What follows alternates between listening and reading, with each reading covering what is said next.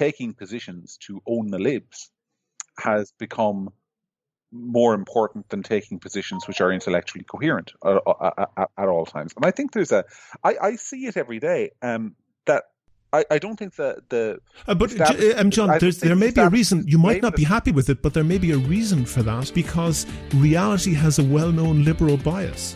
Yeah, well, that's a trouble.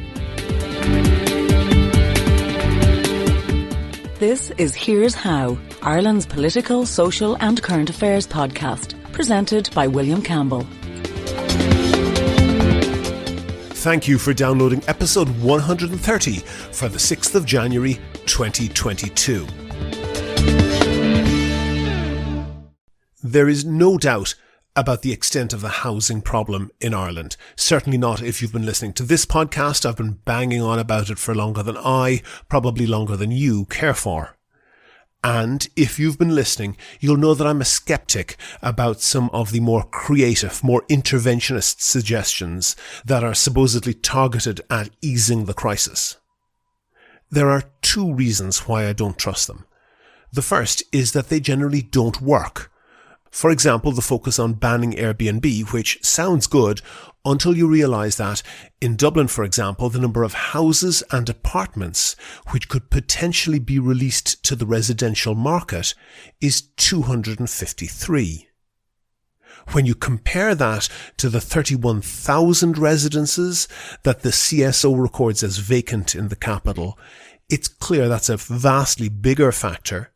But if you look at the relative amount of political comment and energy that goes into those two issues, there's a complete lack of proportion. On Twitter, you see a huge amount of energy going into criticising Airbnb and almost nothing about vacancy, and the same pattern is reflected across the political discourse. I can't quite work out why one topic gets far more attention than another that is objectively measured at more than 100 times greater. Sometimes I begin to suspect that some dark political marketing agency is stoking up the Airbnb talking point to distract from the real issue, paid for on the sly by people hoarding vacant land and housing, but that would be a bit too paranoid. Never attribute to evil anything that can be adequately explained by stupidity. That said, it takes an awful lot of stupidity to explain an article in the Irish Times from before Christmas, which was headlined, "Central Bank to Consider Step Brake from Mortgage Rules." The first two sentences of the article said, "Home buyers earning less than €60,000 may be offered a step brake from the central bank's strict mortgage lending rules under a series of changes being considered by the regulator. As part of a review of the measures, the central bank said it would consider a number of suggestions made to it, including loosening the current loan-to-income and loan-to-value rates for certain categories of buyers." I was really shocked to read this, because what the Irish Times here is calling the central bank's strict rules are the basic prudential measures that were brought back after the post-Celtic Tiger crash. During the boom, prices were driven higher and higher by people who could borrow more and more, and it all ended in tears. The central bank started enforcing prudential rules which are designed to prevent banks from going bust just after the banks went bust. People can't generally borrow more than 3.5 times their salary or 90% of the value of the house that they're buying. But now, with property prices back to boom-era levels or even higher, developers and banks seem frustrated that there's a limit to how deeply they can drive the ordinary punters into debt. So I was surprised by the story by Irish Times journalist Owen Burke-Kennedy. It seemed to indicate that the central bank was minded to change the rules and bring us all back to the conditions that created the last great economic crash. And I got in touch with the central bank press office to get more details about this, and the helpful people there sent me a link to the relevant press release. And my next surprise was that the press release said nothing at all of what made up Owen Burke-Kennedy's article in the Irish Times. There was no mention of relaxing loan-to-income or loan-to-value rates, and no mention of looser credit for people earning less than €60,000. So I rang up the helpful central bank people and asked about this, and they solved the mystery for me. At the bottom of the press release, this was a long and detailed press release, there were some links to various documents, including a link to a 28-page summary of the central bank's listening and engagement events. This is standard fare for government bodies. They invite comments on their work from anybody who's interested. And for the sake of transparency, the central bank publishes a summary of the feedback that they get.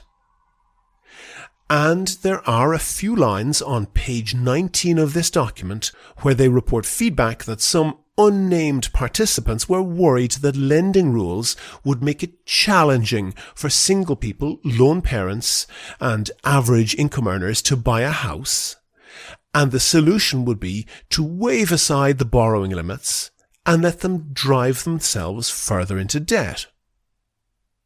We don't know who these participants were who were making these helpful suggestions. And we don't know if those participants had any concern for the welfare of the hard-pressed millionaire bankers and developers into whose pockets all that extra borrowed money would go. We also don't know why Owen Burke Kennedy chose to take a random anonymous comment 19 pages into an obscure 28-page document and make it into the first sentence of his Irish Times article saying, home buyers earning less than $60,000 a year may be offered a step break from the central bank's strict lending rules under a series of changes being considered by the regulator, as though this was a policy change being actively considered by the central bank. And we don't know if some banking PR consultant obligingly drew Owen Burke Kennedy's attention to this line and helpfully suggested that he make it the lead in a story that he was writing. We don't even know whether the Irish Times' dependence for its survival on property advertising flickered across Owen Burke Kennedy's mind when he wrote the article. What we do know for sure, and we know it from bitter experience, is that pumping even more money from whatever source into Ireland's already overinflated property market is not the way to solve Ireland's housing crisis. Sadly, the answer to Ireland's housing crisis is boring and simple and unpopular. We need to build high-quality, high-density housing in the right places and shift a portion of our tax base away from income and onto property to penalise vacancy, hoarding and dereliction. And, sadly, almost all of our political parties are against that because that would upset vested interests. And, sadly, the public support them on this because it's always easier to campaign against a new tax than it is to explain why it would benefit people. And there's always more locals up in arms objecting to a new development than there are people supporting it. So when I saw various demands to ban build to rent, BTR, I didn't take them very seriously.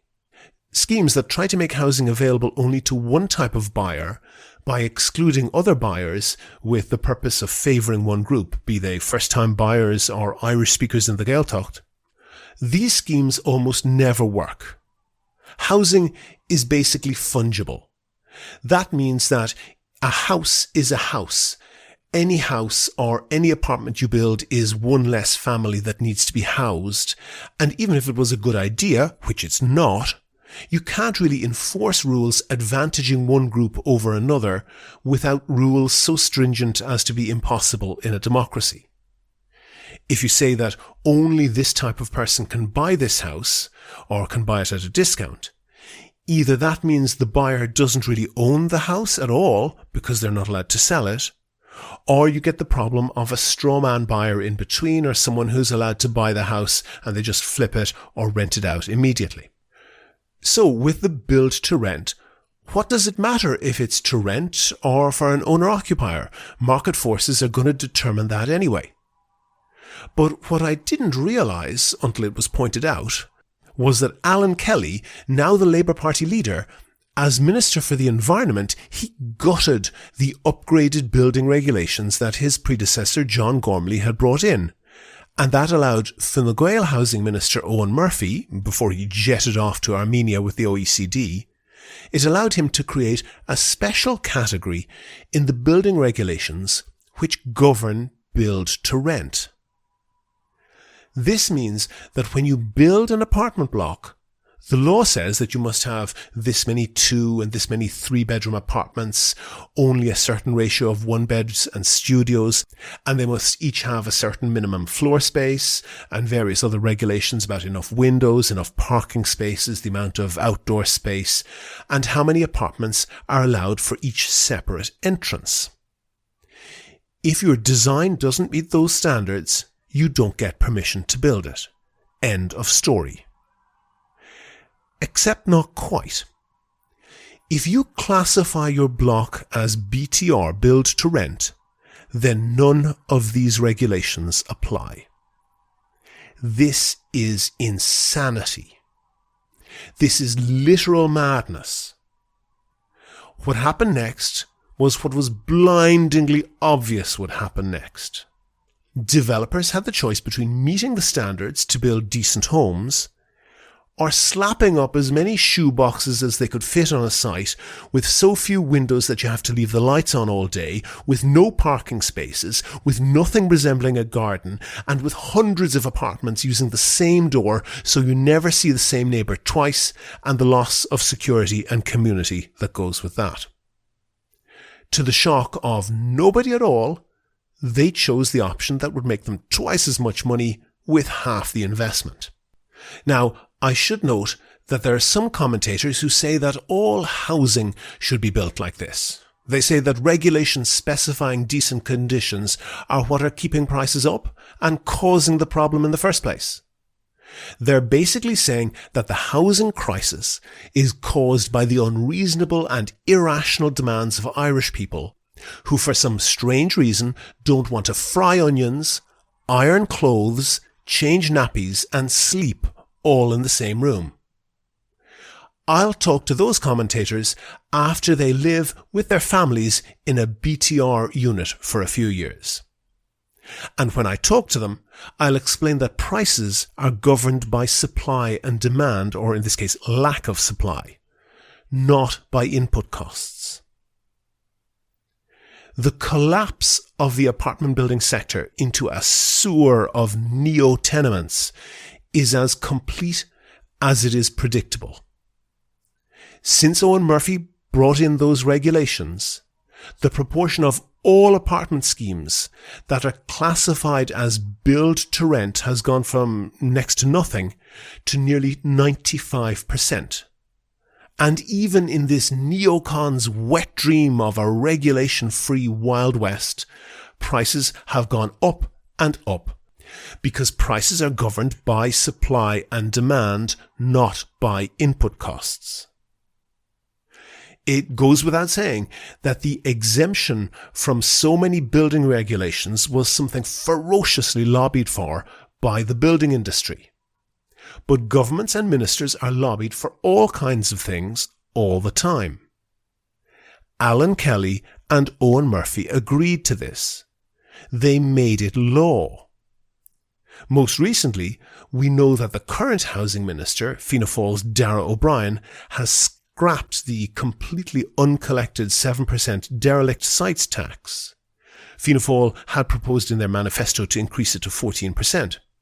Instead, they've scrapped it in favour of a vague promise to introduce a 3% tax, which they really promise to collect next time, but not before we've had a few years to study the issue, and certainly not until after the next election, and sure, who knows what'll happen then. We know from tribunals that in the past, planning law and planning decisions have been changed in return for bribes. As I said, you should never attribute to evil anything that can be adequately explained by stupidity. In this case, it seems very much that stupidity is not an adequate explanation. In a moment, we'll have that interview with John McGurk of Gript, but first I want to thank all of my donors on Patreon. I really appreciate everyone who donates on Patreon. For the people who don't know, that's a web service that allows you to donate €1 or €2 per podcast or per month. And that helps us to devote more time to researching topics and to finding interesting guests. If you think that you could do the same as the other donors, there's details on the website and at the end of the show. On the line now, I have John McGurk. He's the editor of the, some would say, conservative news blog, gript.ie. Some people say far right or something like that. I don't want to get into a debate about labels. Let the listeners decide about you, John, based on the things that you say, on your own views. And listeners will remember a couple of podcasts back, I was talking about an interview that I did with Professor Norman Fenton, who's a professor of risk information management at Queen Mary University of London. And I lamented after that despite his qualifications, he didn't seem to have a very rigorous take on the vaccine and COVID issue. He was very strongly in what some people would call the anti-vax, anti-lockdown camp. And I was going back and forth with you, John, and I think we were almost maybe approaching the topic from different angles, but almost in danger of agreeing with each other. And rather than me telling people what you think, do you want to maybe just characterize that yourself about that particular issue? First of all, I'd like to say that, as you're right, people may disagree, but as far as I'm concerned, Gript is definitively not far right. Mm-hmm. And we're not far right because I don't agree with Professor Fenton on much of what he said. Mm-hmm. For example, I have taken 3 vaccines myself. Took my third dose of Moderna just in the last week, since when we've been talking. I have looked at the alleged safety concerns, which I think if you want to talk about the anti-vax movement, if you want to put it in inverted commas, there are basically 2 or 3 camps within that. But I think the one that is perhaps most prominent and gets most attention online are the people who are claiming that the vaccine kills people on a wholesale basis, that there is a huge outbreak of secret deaths or cases of illness. You see, for example, footage of footballers keeling over being posted on social media, etc. You see references to the VAERS database in the US or the Yellow Flag database in the UK as being indicative of big safety issue. And because we do try and inform people at Gript, we've looked at this, and there's nothing to it essentially. The safety concerns, as far as I'm concerned, simply don't stand up. There is no evidence that, believe me, I get 15 or 16 emails a week from people saying, why is Gript Media not covering the massive vaccine safety issue? From people who genuinely believe that it's a real thing. And my answer to them is always that if there was evidence of a genuine vaccine safety issue, that would be, I think we would be in danger of agreeing with this on this, William. That would be the biggest story in the world. That would be the biggest news story in the world. And so we've looked at it, and it simply isn't there. And people say, you know this, but for the benefit of maybe listeners who don't understand this, who get the VAERS stuff, or people say, look at all this. In America, there have been 30,000 reported cases of side effects, or whatever the case may be. A lot of people simply don't understand that is a database that only studies people who have taken the vaccine. It doesn't study people who have not taken the vaccine. So there's no comparison. If you say there have been 30,000 people who've had strokes after they've taken, say, a Pfizer vaccine, that's useless data unless you can say, here are 30,000 people who didn't take a Pfizer vaccine, and here's how many strokes they had, because people have strokes all the time. So I think that's my major point of departure. I find it extraordinary that there have been so many of these doctors and medics, etc., who have come out and made safety claims, who are, when you push them on it, not able really to provide any hard evidence to stand up their claims. So I think that's my major point of departure with the gentleman. Okay. And one thing, it was my own observation, and you can tell me whether you agree with it or not, that there is a difficulty or an inability to separate two separate issues. And one is scientific truth, essentially what we can know by studying the science. And the separate issue is the moral or political decision as to what to do based on that knowledge. And it seems to me that there's a whole load of people out there who disagree with the political or moral decision and say that on the basis of that, I disagree with the science. And you said that there's 2 or 3 different camps of people. It seems more to me like a spectrum, and there have been people, you may, I'm sure, have seen these as well, who are literally saying that this vaccine changes your DNA so that God won't be able to recognize you when you die, and therefore you won't be able to go to heaven. So it's that insane, all the way through to just poor understandings of statistics of the sort of thing that you've described. I'm not sure that there's any clean, hard break anywhere in that spectrum. Do you observe that?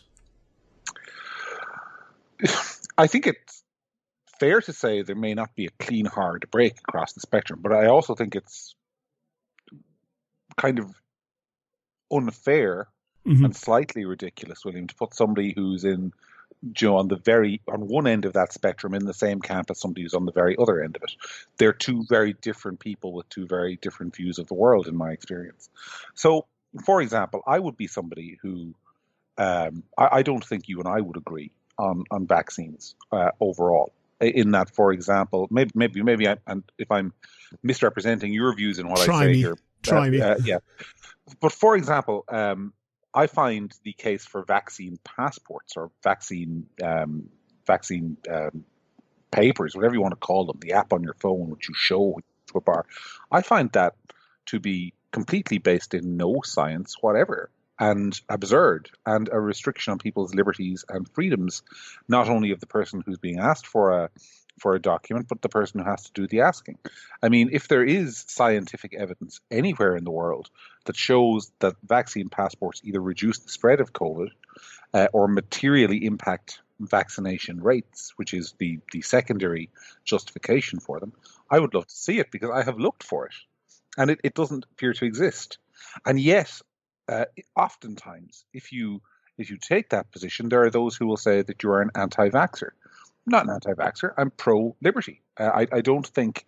I think throughout the history of Western society. Now, when you say that history of Western society is a loaded term, because obviously vaccines are relatively new in the last 100 years, but by and large, it has been, as Western society has evolved, it has been our practice that you do not compel somebody to take a medication, whether it be a medication or a vaccination, that you have the right to refuse treatment. Now, I acknowledge that if 50% of people refuse to take a vaccine for whatever reason, that has social and societal consequences. And there's always a discussion about how you balance the right of the individual versus the right of the collective and so on. But by and large, that has been I think we would agree, that has been the view in Western society, that you do not compel people to take a medication.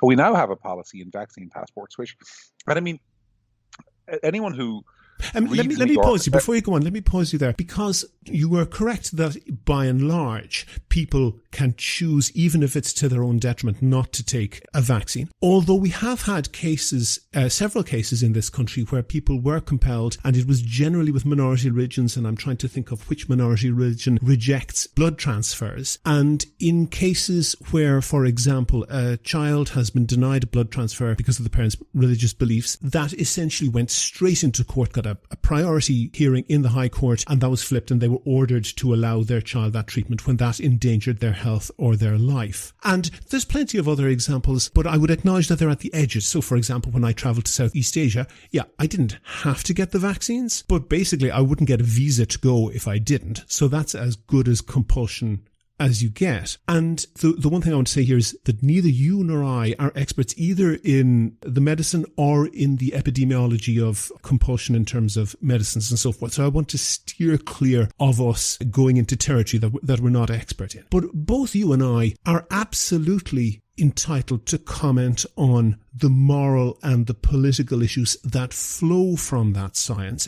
as our politicians, as our everybody else. And I think that's a really important debate. Would you agree with me that that debate is being completely drowned out by the lunatics? your last question is an interesting one, which I'll have to give some thought to as I'm just responding to some points you made. But I will come back to it. The minority religious group that you mentioned a second ago was the Jehovah's Witnesses. That's right. I couldn't think of it. Yes, you're right. And in that case, you're perfectly correct. Yes, but I would also note that those cases have always related to children who are being materially harmed by a decision that their parents are making on their behalf. No, I went to Southeast Asia as an adult, had to get various vaccines in order to get into the country. Sorry, William, I was referring specifically to the blood transfusion example Okay. In the Irish courts, but I acknowledge the Southeast Asian example. I think you're correct. And I don't think, for clarity, that this is always a morally clear-cut issue. As I said, if you go back and listen to what I said a few moments ago, there's if 50% of people refuse to take a vaccine, then does their right not to take a vaccine override the right of the need for the whole society to be protected against a particular virus? I think that is a moral and political question. I come down on one side of it, which is that when you are, as we are, 95% vaccinated or whatever, the case for targeting that 5% and saying you have to show papers if you want to go and eat in a restaurant, I think that needs to be a clear-cut scientific case that says here is the scientific evidence backing up this decision, and that scientific evidence doesn't exist.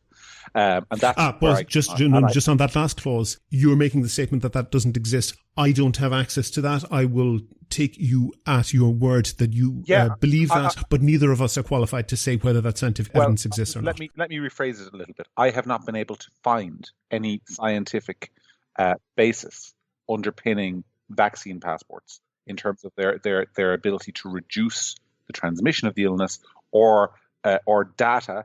I mean, I think data is not always science, but it's certainly something that you can use to support a position. I've not been able to find any data anywhere in the Western world showing vaccine passports definitively lead to an uptake in vaccine take-up either. So that's my position. I'm not saying there is no science. I'm saying I have looked for it and I haven't been able to find it. Pause with that for a second. The style of vaccine passports that we have now, flashing your phone or whatever, is very, very new. It is a pretty common anti-vaxxer canard to say, for example, they will raise the threat that children getting a vaccine or whatever it is they don't like on the particular day, nobody can prove that this won't make them infertile in the future. And of course, nobody can prove that because we can't see the future. We have no evidence of that, but they will stir this pot. And it is necessarily not the case that there doesn't exist any long-term data on this, because this just hasn't existed in the long term. And misrepresenting the fact that we can't see the future as to say that is a scientific conclusion, that's not valid, is it? No, it's not. And this is one of those areas where we agree. I think there is a reasonable case for some people not to take a vaccine, and I'll explain why in a second. But I think it has to be a reasonable case. So I have written about this repeatedly. I mean, my own decision to take a vaccine was not necessarily because I am my core an individualist, which is not the same thing as being selfish, I don't think. But I look at things primarily from my own individual perspective. And so why did I take a vaccine? I took a vaccine, William, because I'm 38 years old, overweight, with type 2 diabetes. Now, COVID is not a lethal risk to me, but it's not a small risk either. I mean, I know people have had pneumonia. I know how terrible pneumonia is. I wanted to avoid that. So for me, taking a vaccine which reduced my risk at the time, I was told, by 90% of contracting it and more than 90% of ending up in hospital or dying, that just seemed to me like a logical decision. Okay, now, that's fair enough. There's a second clause to that. I'll make it very quickly, which is that if somebody is 20 years old, very fit, very healthy, and they're looking at it and they say, well, the risk of COVID to me, of my age group of 20-year-olds, I think there's been like one death of a 20-year-old in Ireland and maybe 4 or 5. And I'm not sure of those figures, but it's been very low in the UK and Ireland. And they said, actually, this is a relatively new vaccine. I'm not entirely sure yet how safe it is for somebody. I want to wait for a year or two and see the longer term data. I think that's not an unreasonable decision for a person to make at an individual level.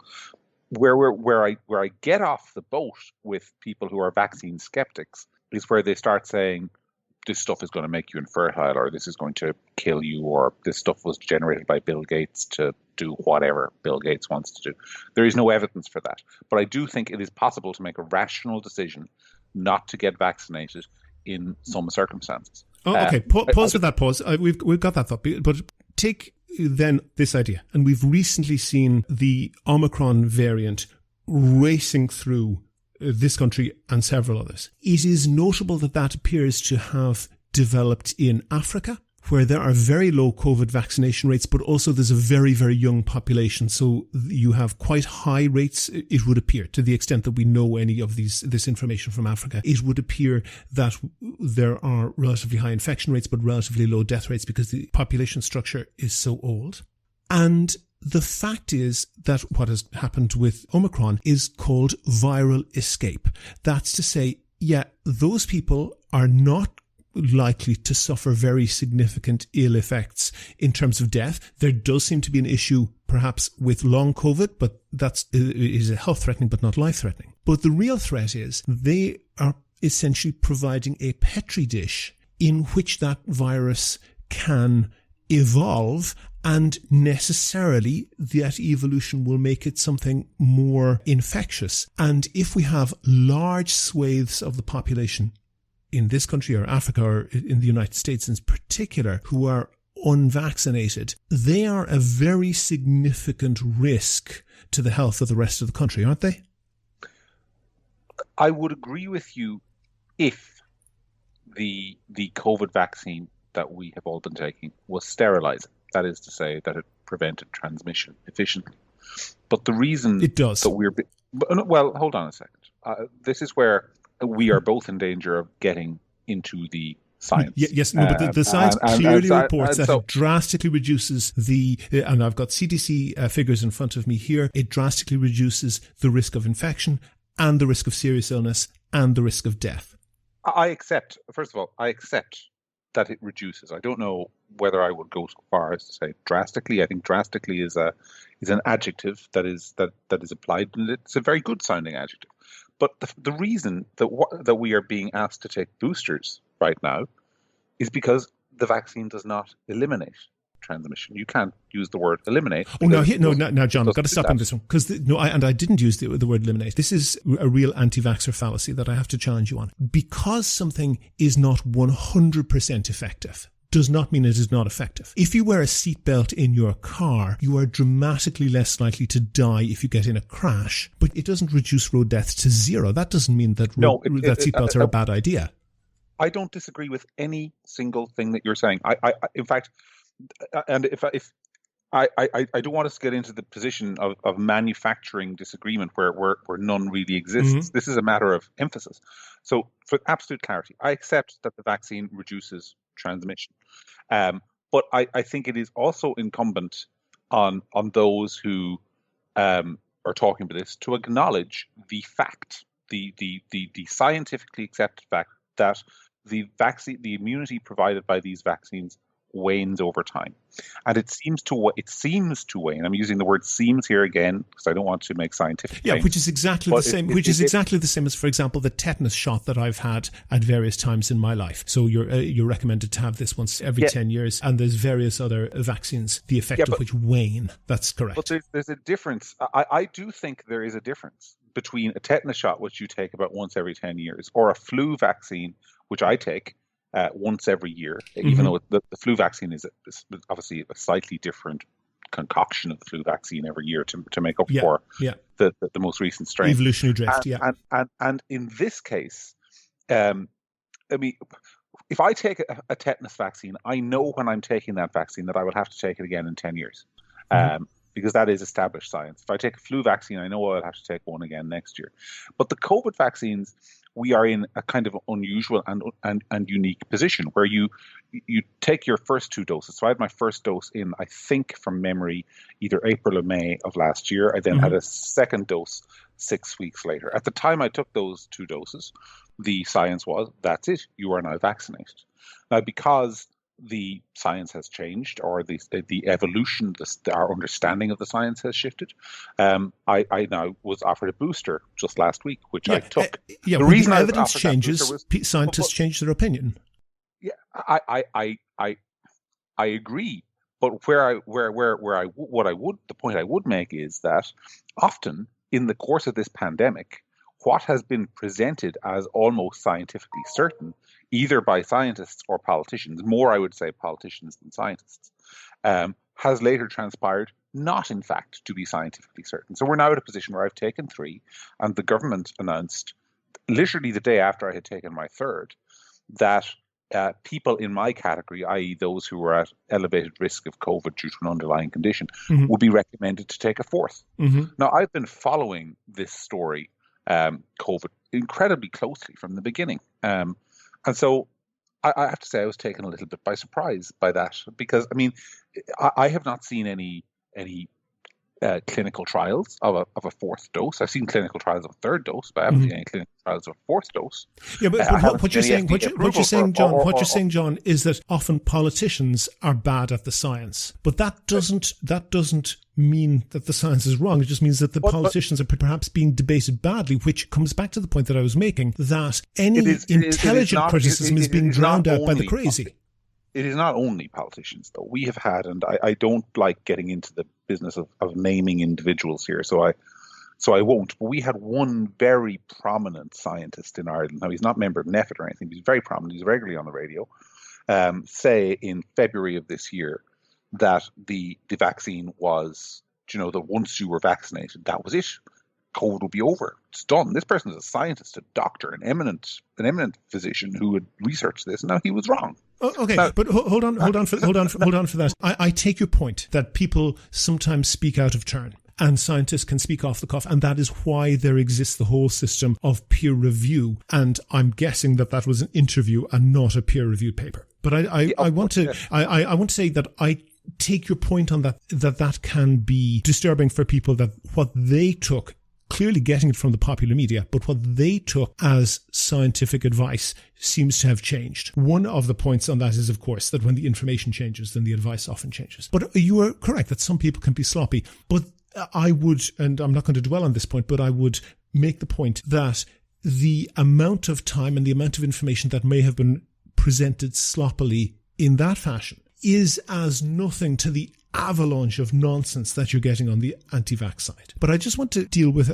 a different point. And people will be aware that Fox News in particular is cranking up their base audience with every crackpot conspiracy theory in terms of the vaccine, but in particular in terms of vaccine mandates. And it is notable that in order to get in the building of Fox News in New York, regardless of whether you are a journalist, I'll use that word, in Fox News, or a guest or whatever, in order to get into that building, you have to prove that you are vaccinated and be tested on the spot as you're walking in. So they have a vastly more severe vaccine and testing compulsory regime than anything that has been suggested, for example, for healthcare workers, police workers, other frontline workers. And having gone through that, having had their vaccines checked and having been tested on the spot for COVID, they then go in and make a program and say that,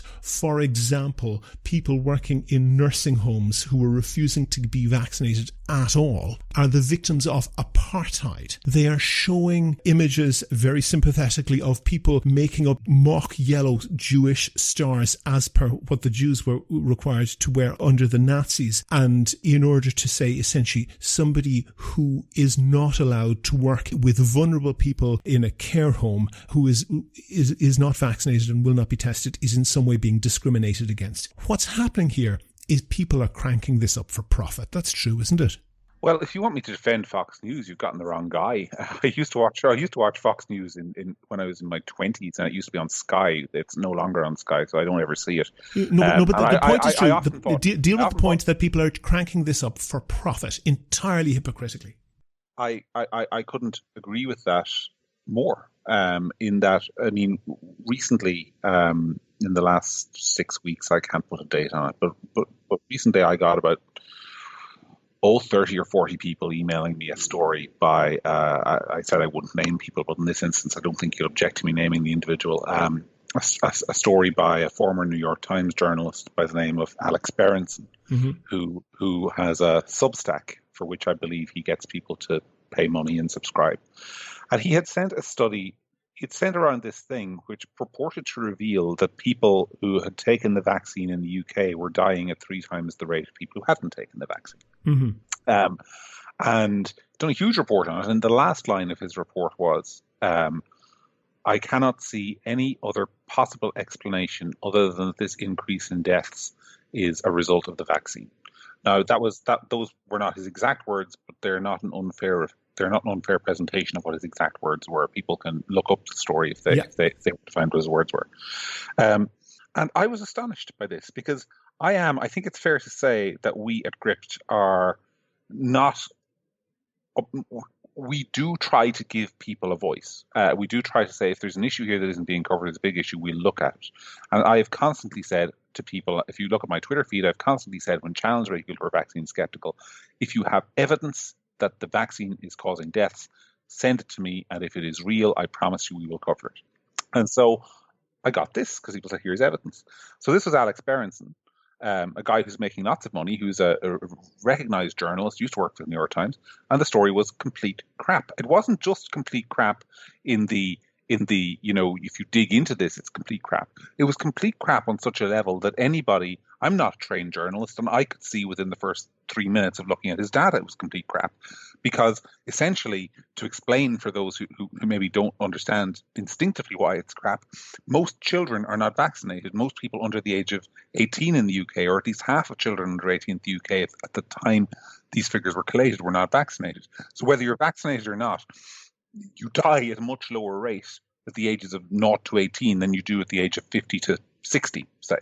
So all of that, if you take those data, it's completely comparing two completely different cohorts. Exactly. So my only explanation for what Berenson was doing there was that he was. I can't find any other explanation, and I do try to be fair to people. I couldn't find any other explanation other than that he was consciously misrepresenting the data in order to alarm people and to get people to subscribe to his site. So if you want to talk about, I don't watch Fox News, so I can't comment on what you said about them, but if you want me to talk about the general problem of people engaging in alarmism, then I think that's absolutely true. Okay, pause on that. Can I just say there's one other element to this which I think is important to understand as well, which I think happens an awful lot, which is people getting captured by their audience, and I think that is something that you have to be very, very careful about, particularly if you write in any way critically or skeptically of vaccines. Mm-hmm. People will always try and capture you. If you look at some of the most, I don't want to, again, policy against naming people, but if you look at some of the most extreme vaccine skeptic commentators, a lot of them, if you go back and look at what they were saying in March of 2020 or any time before that, were actually not that extreme. They have become more extreme over time because it's something that there's a feedback loop between them and their audience, where the more extreme they become, the more their audience rewards them for it. Mm-hmm. And so the incentives, once you go past the point where you are no longer a member of polite society because you've made absurd claims about the vaccine, then at that point, all the incentives push you towards making more and more absurd claims. It's not just in relation to the vaccine, other issues. This audience feedback loop, I think, is one of the biggest problems we have in Western society. And I would say it's the case both on the extreme right and in other areas, not necessarily related to vaccines, in other areas on the extreme left. And I think that then creates, Alex Berenson, for example, is never going to work for the New York Times or any mainstream outlet again after he's reporting on vaccines. Therefore, his incentives all run towards making sure that the audience he has cultivated stick with him, which means that he must constantly push them material that suits their priors. So then my question is, John, are you guilty of that? I don't think it is possible to be. Media is a business as well as it is. Let me give you the reasons why I'm asking that question. And first of all, I just want to say to you, I agree that in terms of the explicitly anti-vax stuff, you have stayed away from that when perhaps your audience might have pushed you there. And as you say, you get a lot of messages from your audience perhaps trying to push you there. And what I'm seeing on your website is not that type of stuff, nonsense statistics that are easy to knock down. But it seems to me that you're winking at that crowd. And I don't know how much, well, I do know how much you cover Slovenia normally. There is exactly one story on the Gript website that mentions Slovenia, and it's about the regulatory authorities who briefly suspended the use of one of the vaccines in Slovenia.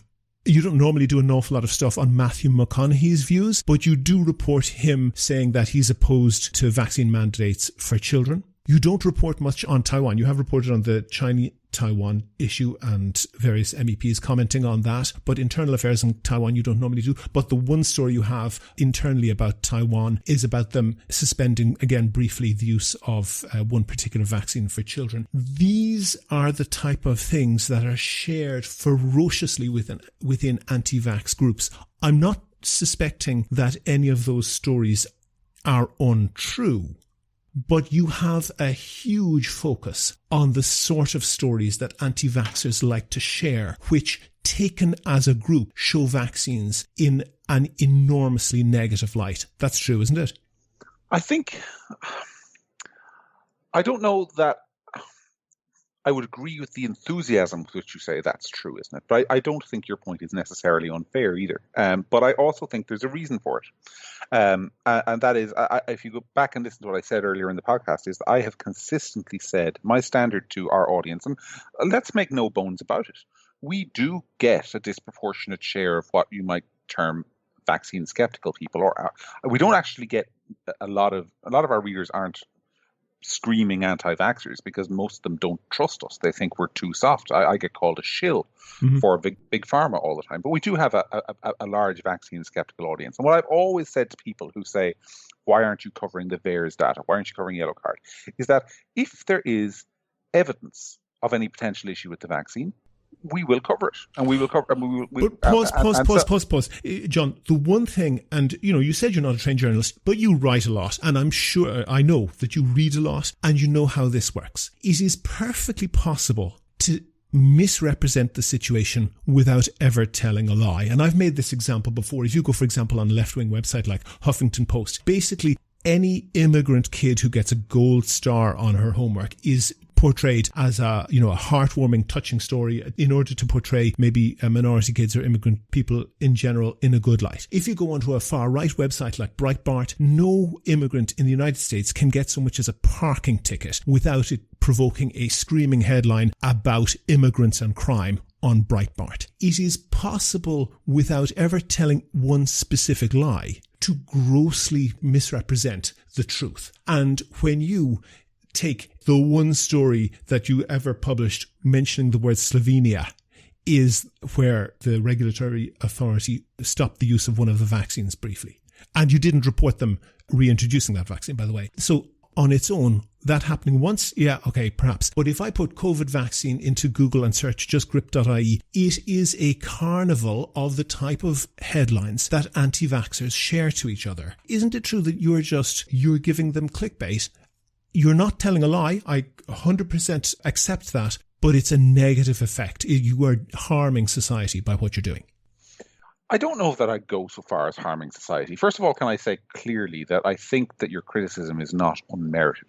I think that you've got a reasonable point, and I'm aware of it myself as the editor of the site. And believe me, well, then you're the editor. Fess up. Are you doing this so that you'll get shares?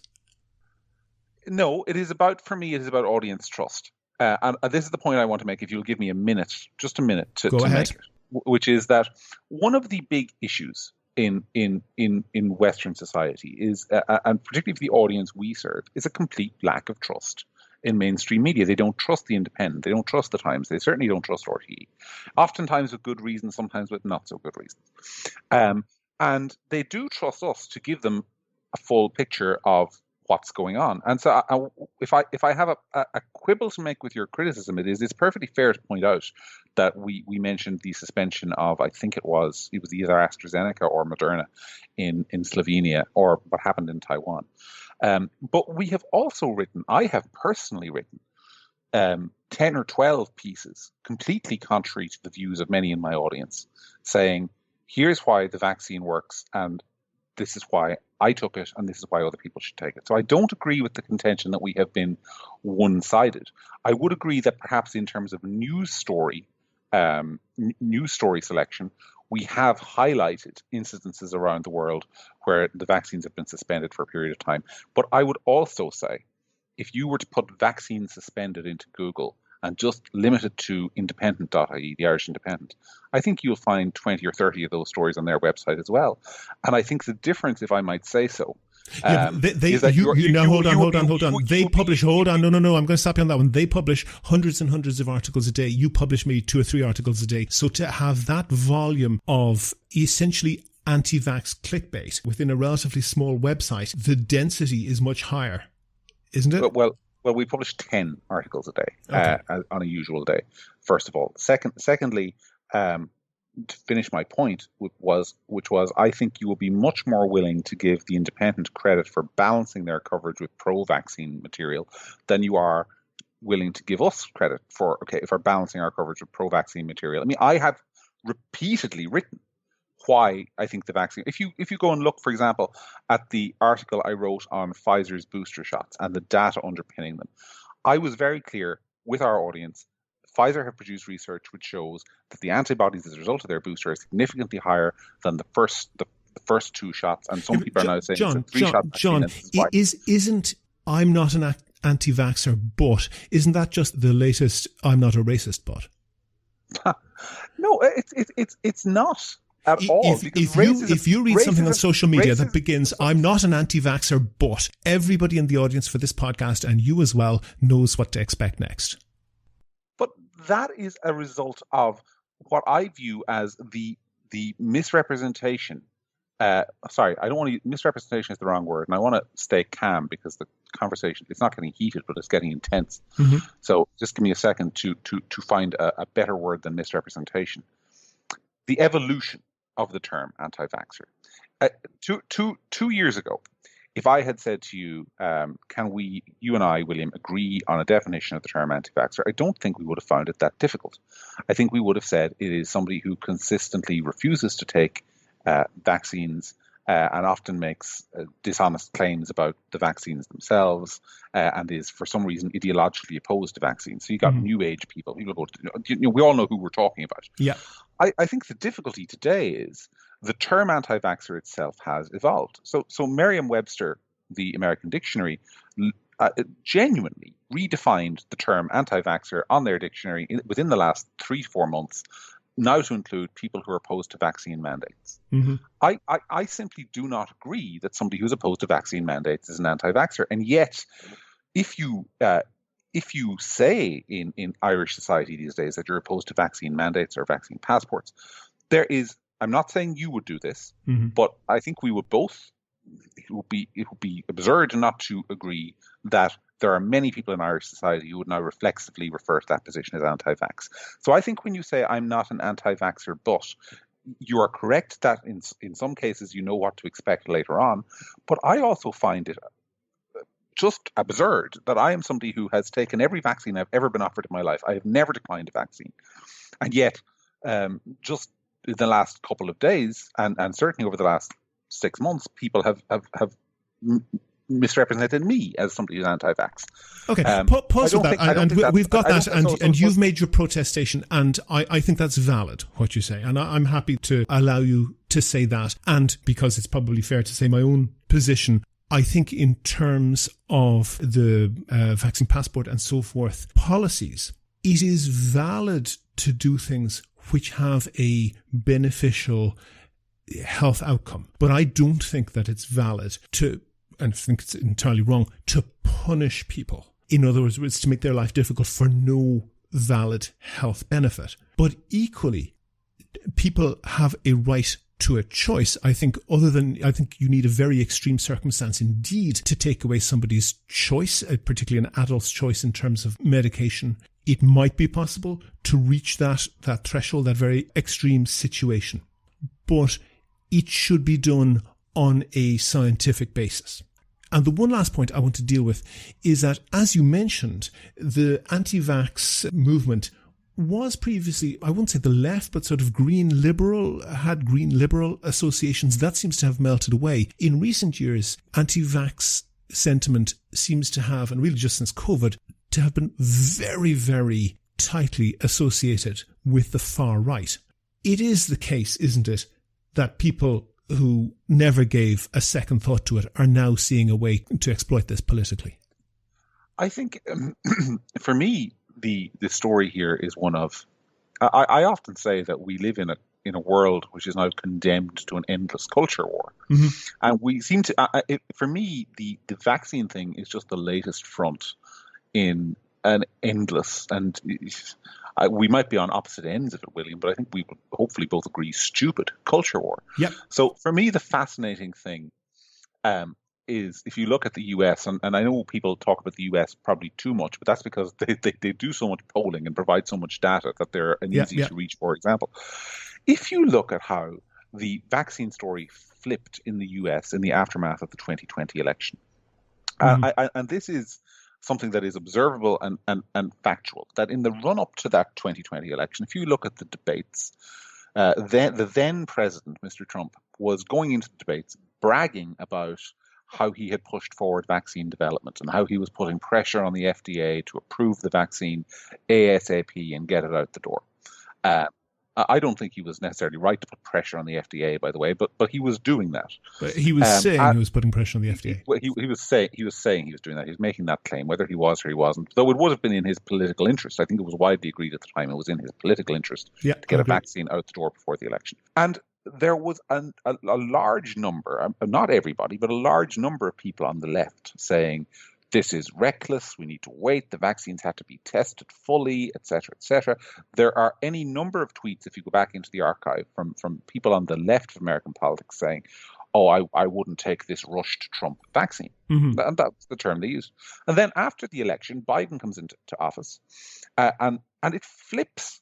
And I think one of the stories about I said yesterday to a mutual on Twitter that a big part of the anti-vax thing is what I call MAGA mindset, which is a purely, it's not really. You mean Make America Great Again, the Donald Trump slogan? Yeah. That movement's mindset. It's not really about the vaccine. It's for many people about Biden wants me to do this, therefore I won't do it. Screw Biden. And you do see that with some anti-establishment. Are you sure about that? Because there was an incident where, on the one occasion at one of his audiences, at one of these mass rallies that he does, that Donald Trump attempted to recommend to the audience that they should get vaccinated. And he got booed, and you could see in the moment that he was flipping, and he started undermining his own message and doing this thing that he does. I don't know. It's a lot of people say, maybe I'm wrong, maybe I'm not. And he's done this particularly when he tells lies that he's been caught on. So I agree with you. So I agree with him on that. But there's something else going on there too, isn't there? Well, one of the reasons, if you understand why he did that, was that when he'd been doing that, he was losing the room. Same spiel in the run-up to the 2020 election. We're going to have a vaccine. It's going to be great. Yeah. People were cheering him. Yeah. They were saying, "Oh, well done, Donald, with a vaccine, brilliant." So I'm not saying this is the only explanation. By the way, there are other explanations. We've covered many of them in this conversation, but I think there's a big element of culture war nonsense in all of this, which is the idea that. One of the things as somebody who is on the right and would like to see a healthy right, a much healthier right than we have in Ireland and in the UK and in the US, is that the right in particular, for my money, has become overly infected by this culture war nonsense, whereby taking positions to own the libs has become more important than taking positions which are intellectually coherent at all times. And I think I see it every day that I don't think John, there may be a reason. You might not be happy with it, but there may be a reason for that, because reality has a well-known liberal bias. Yeah. Well, that's the point is that that's a trope with which you talk about using scientific statements and sticking to the science. I think we can agree that is a trope and not a scientific statement. No, there are many right-wing positions that just don't stand up to the science. There are many, many left-wing positions which just don't stand up to science either. And we don't have enough time to get into them, but I would hope you'd recognise that to be the case. But I don't think it's true that reality has a liberal bias. I do think it is true that we live in an era of hyper-polarization and hyper-partisanship. And I don't think that is a one-way street by any stretch of the imagination. But I do think that hyperpolarization is a problem. We have, I'm conscious of not being a bore on any topic, but if there is one topic on which I am a bore, it is that I think the mainstream media has a tendency to alienate a huge chunk of its potential audience. And it does that by almost obnoxiously, behaving in a particular manner. So there's an outlet in Ireland which is in charge of fact checking, or has positioned itself as being in charge of fact checking, and its fact checks are constantly. Some idiot on the internet said that the vaccine will, cause you to fall into a pit and be eaten by snakes. And we'll fact check that. But they consistently refuse to fact check people in authority. So, for example, there's never been any fact check on NPHET's projections of COVID cases, which have been consistently, I won't say wrong, but consistently pessimistic. There's sometimes there's a section of people in society who feel that the dice is loaded against them in the media and in politics. And when they feel that across the board on a range of issues, they are less likely to trust you when you tell them to take a third and a fourth and a fifth vaccine dose. And that is a problem that has been many years in the making. And it is completely true. And we discussed in this discussion how some people exploit it, how there are websites like mine are occasionally, you could argue, guilty of only highlighting bad news, though I don't agree with it, but I think it's a fair argument. But I think there is also a case to be made that one of the reasons we're in this position today is that there has been a catastrophic breakdown in trust between what one might call the establishment and what one might call, in this country, it might be 5 to 10%. In the US, it is clearly 30 to 40%. In Britain, it might be 20% of the population who feel like their views are not being heard and that the media is misrepresenting them. Now, you and I might disagree on how valid those feelings are, but that they exist is, I think, observable and documented fact. And I do not think that enough has been. I think it's too late now, by the way. But I think that is one of the reasons that we're in the position that we're in. John McGurk, editor of Gript.ie, thank you very much for talking to me. Thanks, William. Here's How is Ireland's political, social and current affairs podcast. Go to the website for sources and references from the show. And while you're there, you can like the show on Facebook, follow the show on Twitter at Here's How Podcast, and follow John McGurk at John_McGurk, and get in touch if you can suggest a guest or topic for the next show. And thanks again to all of the patrons on Patreon. Their donations allow me to devote time to research and finding interesting guests. And if you could do the same as them, and donate €1 or €2 per podcast or per month, please go to patreon.com/Here's How. That link is on the website. Also there you can find out how to subscribe to the podcast for free on your computer, on your phone or by email.